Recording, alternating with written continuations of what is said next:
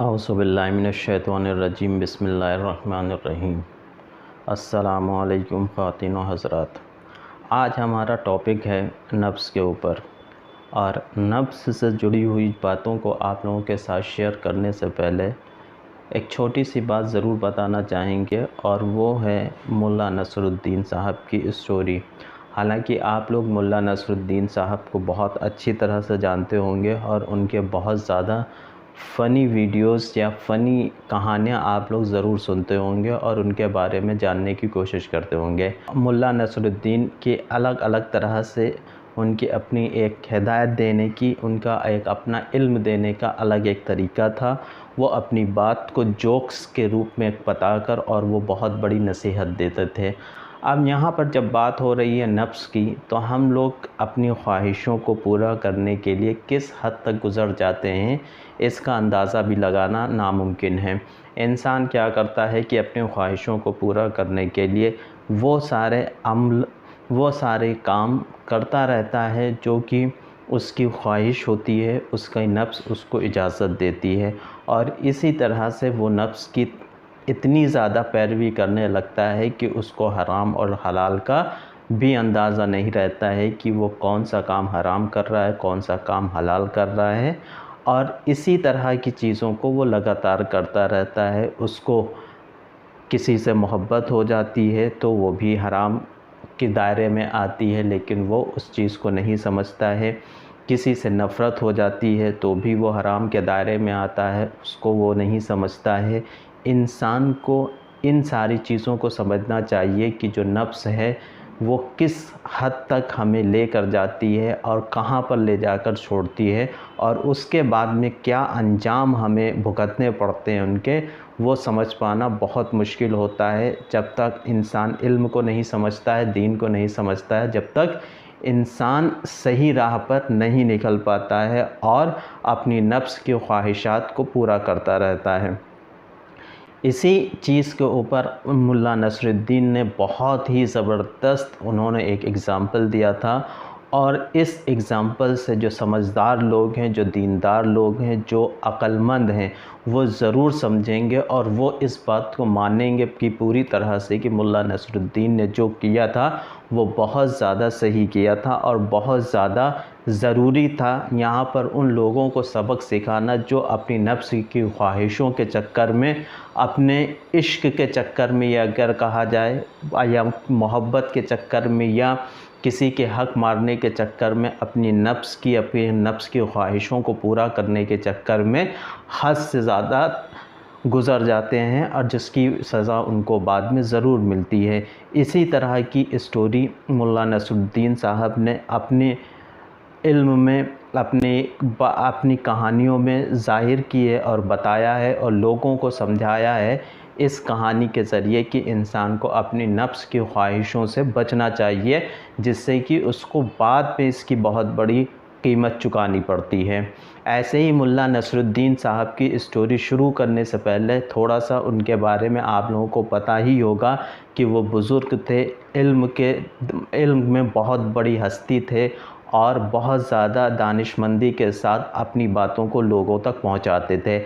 ऐसे ही एक वक्त में वो सफ़र कर रहे थे, तो सफ़र करते उस वक्त जब सफ़र किया जाता था तो ज़्यादातर गधे से सफ़र किया जाता था। बोझ भी अगर उठाते थे तो गधे से उठाया जाता था, बोझ भी गधा उठाता था, और साथ में गधा इंसानों के लिए भी सवारी का सबब था। इसी तरह से मुल्ला नसरुद्दीन एक बार जब सफ़र कर रहे थे तो वो किसी काफ़िले के साथ सफ़र कर रहे थे, तो काफ़िला उनका आगे था, उनका सामान भी उस गधे के ऊपर लदा हुआ था, आप भी बैठे हुए थे। तो आप रास्ते में सफ़र कर रहे थे गधे के ऊपर। अब गधे की एक ख़ासियत होती है, गधे की ख़ासियत क्या होती है कि वो रास्ते में जितने भी ड्रॉपिंग्स होती हैं, अगर हिंदी में इसको कहा जाए तो लीद कहते हैं, यानी कि गधे की जो लीद होती है, ड्रॉपिंग्स जिसको इंग्लिश में कहते हैं, वो उस गधे की आदत ये होती है कि वो उसको सूंघता ज़रूर है अगर उसको रास्ते में कहीं पर ड्रॉपिंग्स दिख जाती हैं। तो आगे बहुत से गधे जा रहे थे, बहुत से सफ़र लोग कर रहे थे, तो ड्रॉपिंग्स गधे रास्ते में गिराते जा रहे थे, और मुल्ला नसरुद्दीन का गधा हर एक कदम पे क्या कर रहा था, उन ड्रॉपिंग्स को सूंघता जा रहा था। उन ड्रॉपिंग्स को जैसे ही 2 कदम पे आगे बढ़ता तो वो ड्रॉपिंग्स को सूंघता, फिर 2 कदम पे आगे बढ़ता, फिर ड्रॉपिंग्स को सूंघता, फिर 2 कदम पर आगे बढ़ता, फिर ड्रॉपिंग्स को सूंघता। तो लीद को इस तरह से वो सूंघता जा रहा था। अब जब वो लीद को सूंघने के लिए झुकता था तो मुल्ला नसरुद्दीन को भी झुकना पड़ता था, वो भी साथ में झुकते थे। जाहिर सी बात है, गधा उनकी अपनी गर्दन को नीचे करके लीद को सूंघता था, तो मुल्ला नसरुद्दीन साहब को भी अपनी जिस्म को नीचे की तरफ उनको भी होना पड़ता था, वो भी उसी तरफ झुक जाते थे जिस तरफ गधा झुक कर लीद को सूंघ रहा होता था। तो अब मुल्ला नसरुद्दीन साहब इस चीज़ से बहुत ज़्यादा परेशान हुए, और इतना ज़्यादा परेशान हुए कि जब उन्होंने देखा कि ये गधा बिल्कुल भी नहीं मान रहा है और हर एक कदम पर यह हरकत कर रहा है, तो मुल्ला नसरुद्दीन साहब ने किया क्या कि जितनी भी ड्रॉपिंग्स वो गिराते जा रहा था, वो सूंघता जा रहा था उनका गधा, वो सारी ड्रॉपिंग्स को वो उठाकर बैग में रख रहे थे। यानी कि जितने भी कदम पे वो ड्रॉपिंग्स को सूंघता जा रहा था, वो मुल्ला नसरुद्दीन साहब क्या कर रहे थे, उठा रहे थे और वो एक झोले में, एक थैले में भरते चले जा रहे थे। अब सफ़र बहुत ज़्यादा लंबा था और रास्ते में सराय पड़ा, रात हुई, वहाँ पर वो रुके, वहाँ पर उन्होंने स्टॉप किया और वहाँ पर आराम करने लगे। और उसके बाद जितने भी उनके साथी थे वो सभी आराम के लिए वहाँ पर रुके। अब मुल्ला नसरुद्दीन साहब ने किया क्या कि मुल्ला नसरुद्दीन साहब ने जितनी भी ड्रॉपिंग्स, जितनी भी लीद इकट्ठा की थी जो गधे ने सूंघी थी, उन सारी को उन्होंने गधे की मुंह पर बांध दिया। और गधे के मुंह के ऊपर बांधने के बाद उसको कहा कि लो सूंघो, इससे तुम्हें मोहब्बत थी, तुम रास्ते में इससे सूंघते जा रहे थे, इससे तुम्हें मोहब्बत थी तो इसको सूंघते जाओ। तो मुल्ला नसरुद्दीन की ये हरकत देखकर बाकी उनके जितने भी साथी थे वो काफ़ी हैरान और परेशान भी हुए और कहा कि यार क्या कर रहे हो तुम। तो मुल्ला नसरुद्दीन साहब ने ये कहा कि इंसान को जिस चीज़ से मोहब्बत होती है, जिस चीज़ से लगाव होता है, उसको उसकी सज़ा ज़रूर मिलनी चाहिए। और ये गधा रास्ते में इन ड्रॉपिंग्स को सूंघता जा रहा था, यानी कि उसको इस चीज़ से मोहब्बत थी। और जब मोहब्बत थी तो नफ्स इसकी इस बात की इजाज़त दे रही थी कि इसको ये सूंघता जाए। अब इसको इसकी सज़ा मिल रही है, ये इसके लिए ये सज़ा है कि ये अब इन ड्रॉपिंग्स को सूंघे और पूरी तरह से इंजॉय करे।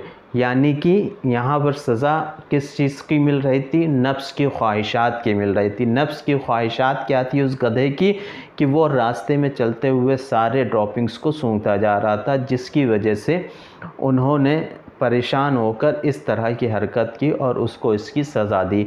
इसी तरह से अल्लाह नफ्स इंसान की देखता है कि उसकी ख्वाहिशात के पीछे भाग रही होती है, तो अल्लाह ऐसे लोगों को और ज़्यादा छूट दे देता है और रास्ते बर रास्ते उनको उसी ड्रॉपिंग्स की तरह उनकी जितनी भी नफ्स की ख्वाहिशें होती हैं वो पूरी करता रहता है।